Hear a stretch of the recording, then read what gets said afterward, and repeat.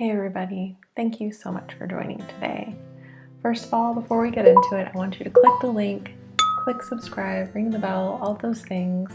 Also go to my TikTok and follow in on the live conversations that happen during these filmings, because it is really amazing to have community, especially when maybe you're kind of stuck at home or you don't have the opportunity to do 1,000 things like other people, which kind of prefaces what today is all about.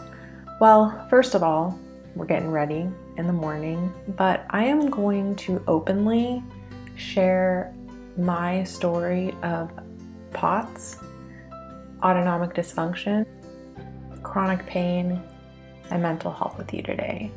I wasn't really planning this, but I don't know, I just kept feeling like this is something I should do.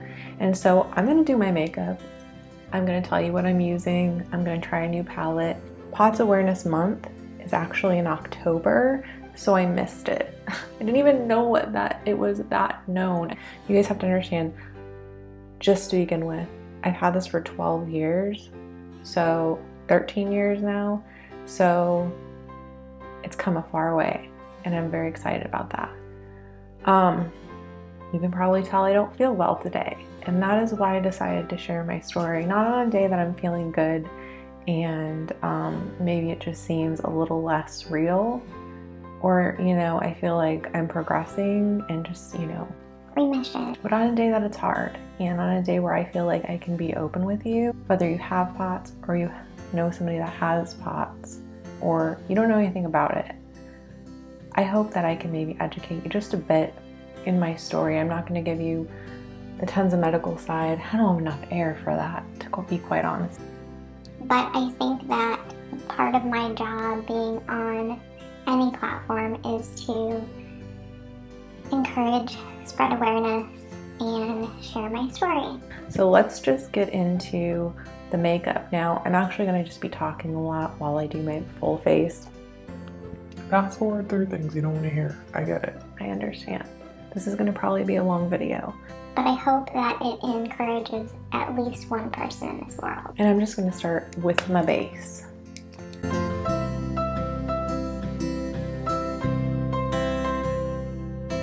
I want to just talk about in the beginning.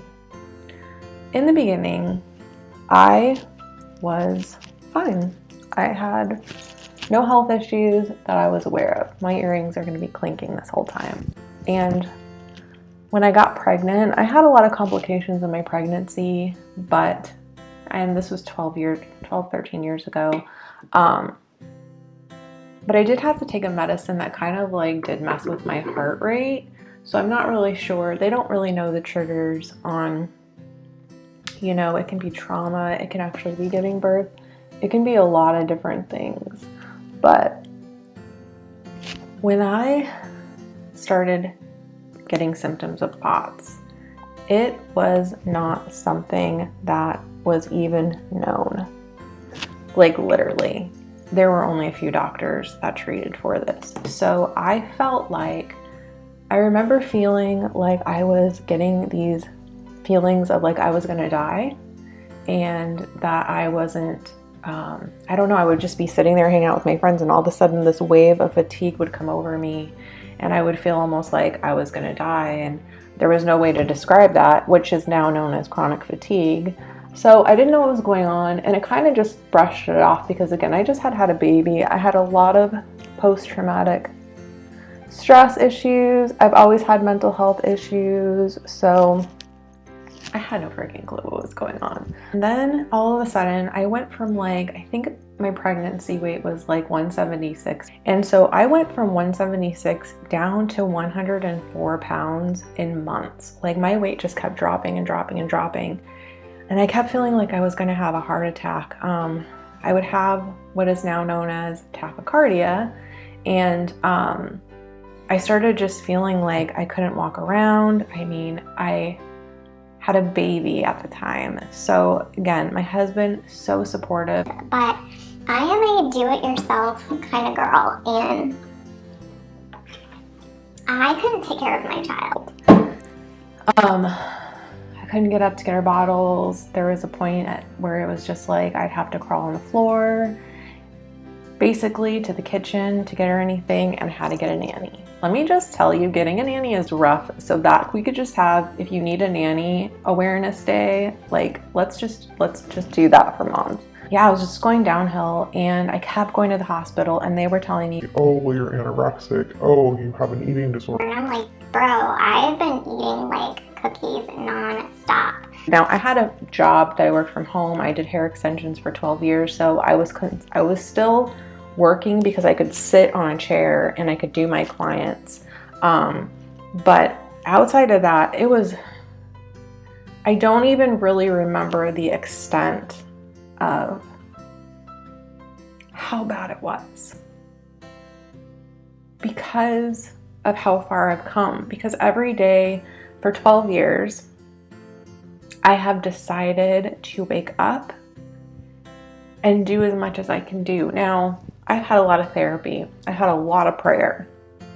I've had a lot of help. So this story doesn't come easy. And why I'm doing my makeup while I'm telling the story is beyond me. So whatever, I have to go to a cat appointment today. I need to get my makeup done. Okay. I kept going to the hospital, and finally, by just literally the grace of God, my mom was a medical assistant years ago, and she noticed that when I went to the Heart Institute of Arizona, which is supposed to be really good, they were like, you're fine, and they were going to discharge me. And I just kept feeling like I was going to have a heart attack. Now, my dad passed away in a car accident. It wasn't a heart attack, but like all of his family members died young of heart attacks. So that was like a huge fear. And it felt like I had tons of anxiety because I didn't know that my heart rate was at like 190. I didn't know these things. I didn't know what was happening internally. I just knew externally I was super skinny. I couldn't move. I couldn't think. I had this brain fog that was like, I can't even explain it. Just imagine drinking like 12 boxes of wine, waking up the next day, and that's just how I felt every day without the wine. But, like I just don't even drink anymore because I can't.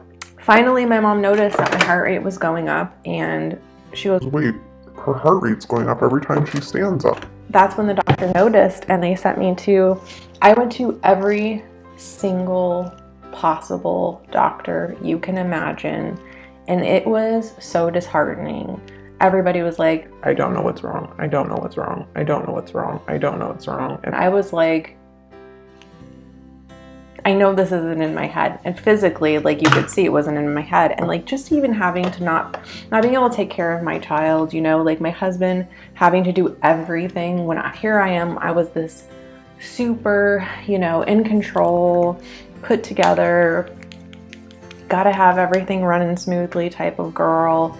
And I'm gonna put on my eyebrows.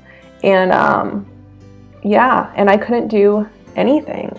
But it was so hard. And finally I got tested. There's a test. And what happens is they lay you kind of at a very barely angle, basically so you do not fall over. And then what you do in this test is you stand there.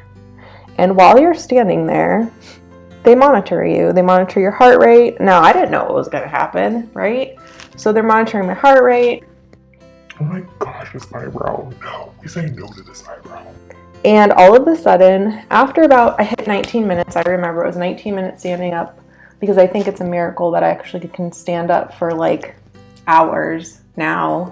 I am not healed of it at all. I've just come very far. But anyways, at 19 minutes, my heart rate went to 190 something, and your blood pressure drops. So when you're standing up, your blood pressure drops because all the blood is pooling to your feet. And so your body isn't getting the oxygen or anything. And so I blacked out, basically. It was the worst feeling ever. Like the test is worth it, but it sucked. And then they told me, you will never be able to stand up for long periods of time. You'll have to wear compression stockings, compression hose, You can't blow up balloons. If you're in the grocery store, you'll have to lay down and put up your legs. If you, like, on the ground in the grocery store, if you're standing in line and you feel like you're going to pass out, like, you are going to have to stand. And I just remember telling a friend of mine who at the time was my best friend, and she said, girl, and she was just trying to be funny, and she's like, well, now you get the free pass at line, now you get the free pass at Disney. Now you don't have to wait in line. And I was like, well, that sounds good. But the reality was my entire world was shattered. And I had doctors telling me the no nevers. You will never, you will never, you will never. They told me I'll never be able to do anything and that my life, and there was no cure.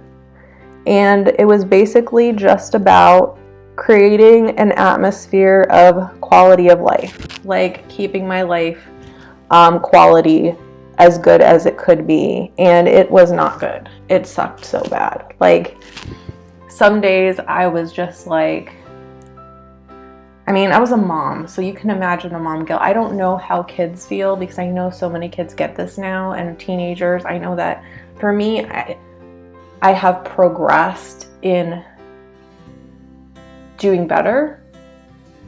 Some people go into wheelchairs. Some people have to have feeding tubes. I do have a lot of problems now with my stomach, but we'll get to that. I think that it took me years and years and years. I finally got to a place where they did get me managed on some medicine, and I was able to do my job, but I had to have help with my child. I just didn't have that energy, and it's just, if you don't have P.o.t.s, or if you don't have a chronic illness but you know somebody that does, like, just support them, be their friend. Like, there's nothing, you don't have to do grand gestures, but you know what?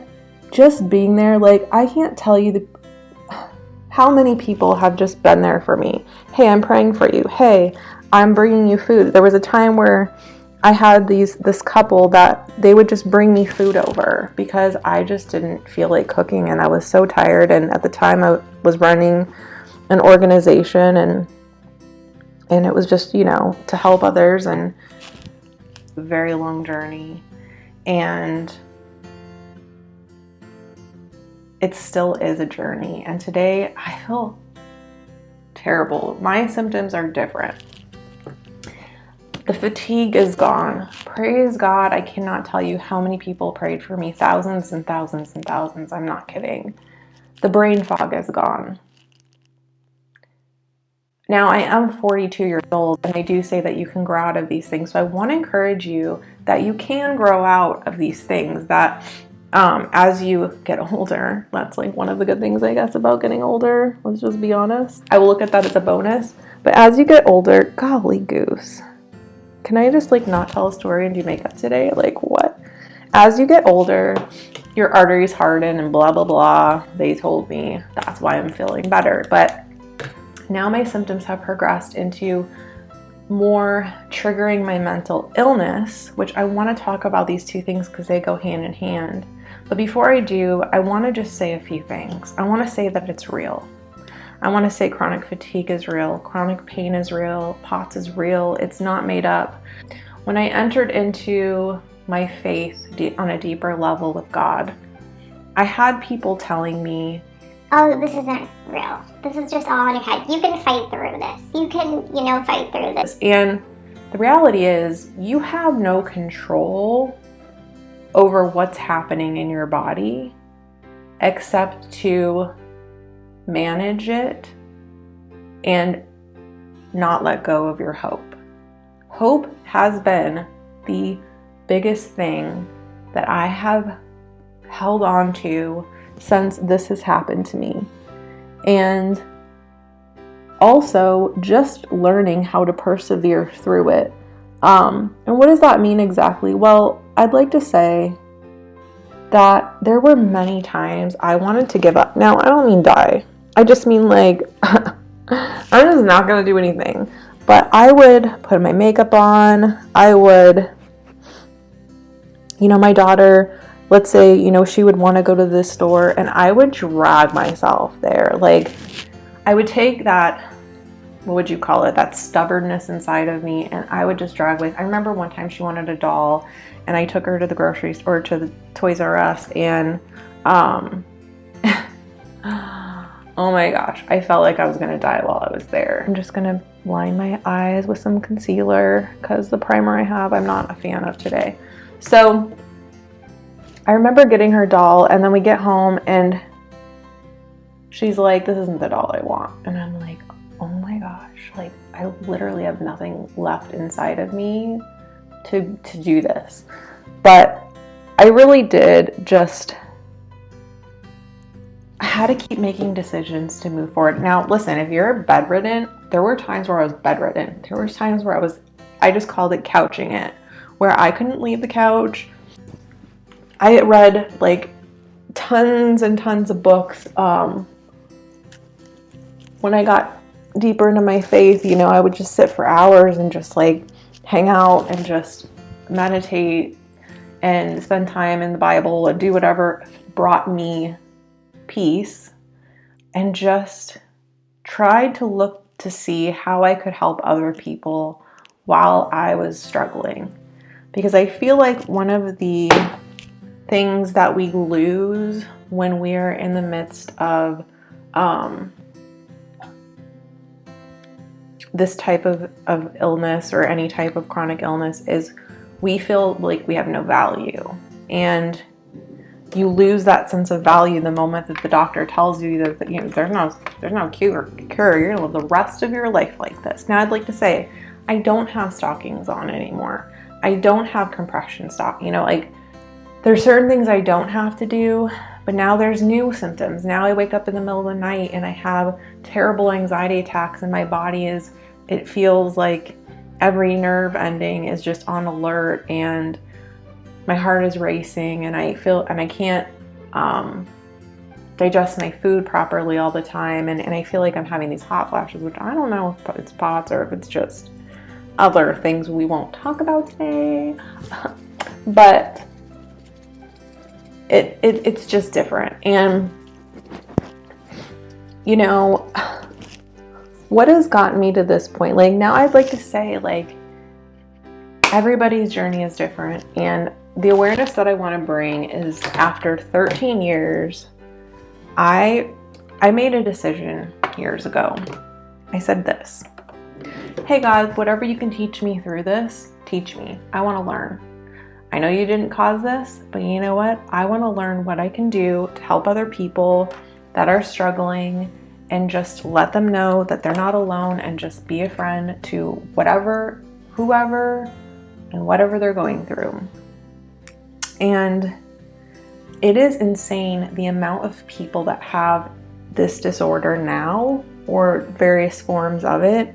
Because again, like when I got it, it just, like even talking, I'm like losing my breath. You know, today's just a really hard day. You have kind of like your oxygen levels are hard because your blood isn't pumping correctly, and your nervous system is blah, blah, blah. And I feel like I'm going on, and I'm sorry if this is boring. I am getting to fun makeup as well. But really this video had a point and a purpose. And I guess all in all, you know, I just want to say, if you don't have this, God bless you, you're so lucky. But if you know somebody, you know, like the things that helped me again were just general acts of kindness, having cheerleaders, you know. It wasn't helpful when somebody would be like, you know, this is gonna go away, and blah, blah, blah, blah. It was helpful when people were like, you know what? I am so sorry you're going through this, and while you're suffering, let me just hang out on the couch with you. Like, basically my couch became the place everybody came to hang out. It still is. 13 years in, and I don't have my healing. I haven't hit remission. I was in remission for one summer. I had a mental health breakdown, but it was caused by the P.o.t.s. I'm gonna do blue today because blue is P.o.t.s awareness. So we're gonna incorporate blue with some really fun tones. The palette I'm going to use is this fun palette I just got by Nomad. We're going to try it out, and it's really pretty. I was just like swatching the colors and I was like, dang, like look at that glitter, you guys, like every girl's dream. So I just want to say, if you have it, find, and let's say you've just gotten diagnosed or something, like find your foundation. Find those people that are going to support you and not make you feel like you have to be fixed. I think that's a very big thing too, is oftentimes when something happens, we immediately as humans, we want to fix it. I will tell you too, I spent thousands and thousands and thousands and thousands and thousands of dollars on different supplements and different naturopaths and different this and different that. It all came down to, I have a neurologist, I'm on medication for that, and I'm on a lot of medication for mental health because it affects your mental health. And whether you had mental health issues before or not, it just affects it. And so I have no idea what I'm doing.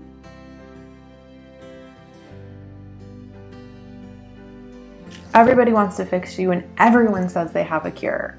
And I hate to say this, but follow your heart and don't just try to fix everything on your own if you are going through this. Or if you are somebody on the other side, just act out of compassion and don't try to fix anything, because ultimately you can't, and it will just make things worse. I mean, and that is the truth. Like, that's just the doggone truth coming from a girl who has experienced all of these situations.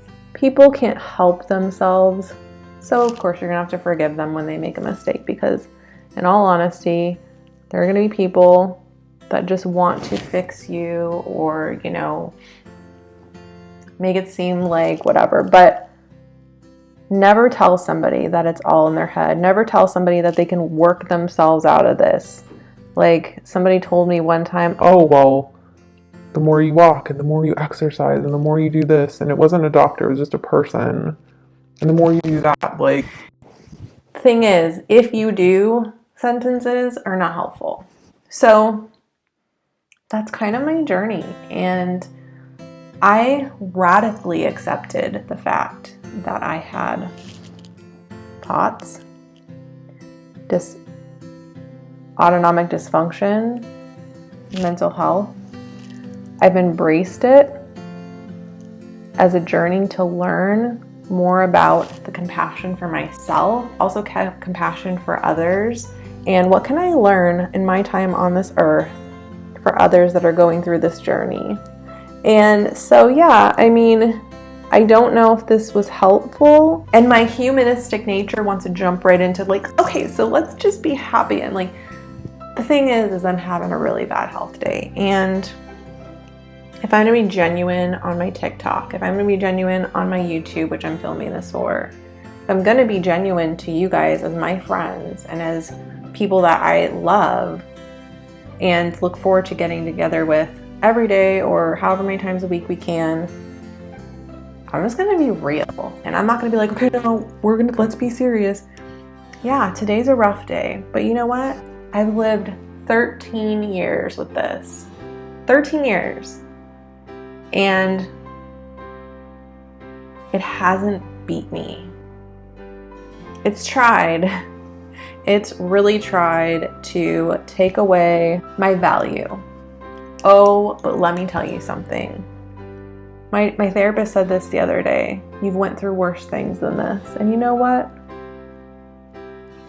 That is the truth. Let's tell ourselves that, or let's tell other people that when they're going through things like, hey, you know what? You can do this because you've actually been through worse things. Now, in the time, like, it might not seem like it. It might not seem like you've been through a worse thing.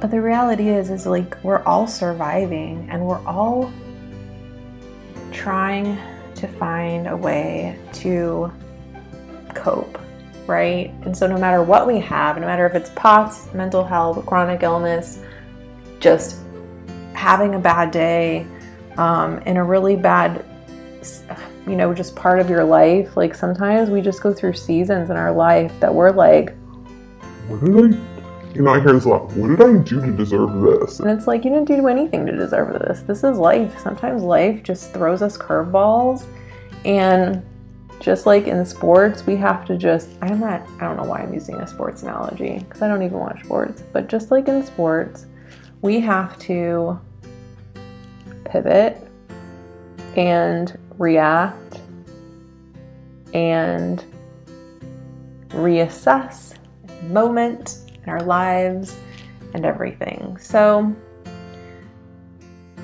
that is my story for now. There's value in your journey, so take that to the bank. So yeah, I don't know if deep talks with Danielle are like what we're looking for, but I think that like we should know. I feel like people are just always having to like, what's the word? What is on my face? What is that? Oh my gosh. Don't do your makeup, Danielle, while discussing things. I feel like sometimes we have to like, we feel like we have to apologize. I'm so sorry that I was like so serious. No, forget that.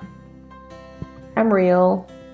And if you want to know me, you're going to know the real me, right, people?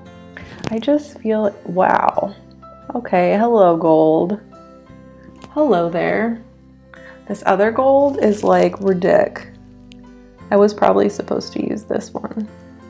I wonder, there's a lot of makeup you can actually use where when you dip it into water, it gets even more pigmented. I don't know how much more pigmented this can get, but let's try it out.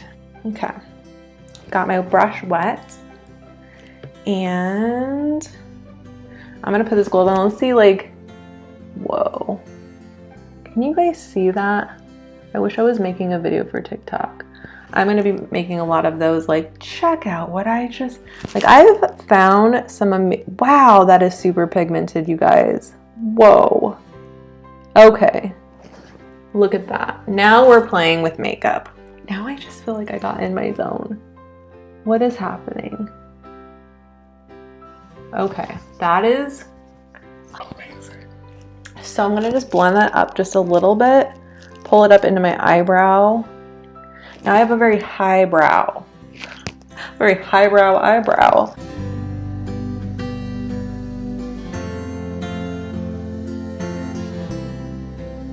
I don't know what I'm going to put under my eye. I guess blue. Ugh, I don't want to do the blue, but I'm doing it. It's happening. This gold though is like, boom. Nomad Venice works for me. There was no really like brow color in this, but it has like a lot of different things. Like you can do browns, you can do red. I'm gonna do another red look. Hey everybody, this is the final look today. I just wanted to do a look that just represented my story and POTS, and so we did blue, which is the color for basically POTS or any type of autonomic dysfunction. Month, which was October, and I missed it. I didn't even know there was a month for this. But I also put gold on because I want you to know that no matter what you're fighting, you're always royalty, and you want to remember that. You want to keep your hope on. And so I hope that my story inspired you. I hope maybe just watching this just gave you some peace of mind. Let me just give you a close-up look at the makeup. It is beautiful. This Nomad palette I got in my Ipsy. But this Nomad palette is beautiful. So I hope you had fun with me today. Please click the link, subscribe, ring the bell. Also, join me on TikTok at both of these, Lovely and Relentless and A Little Wildflower, so you can join in on the live conversations that we have during filming. Just want to merge my families together. So until next time, have a great day. Bye, everybody.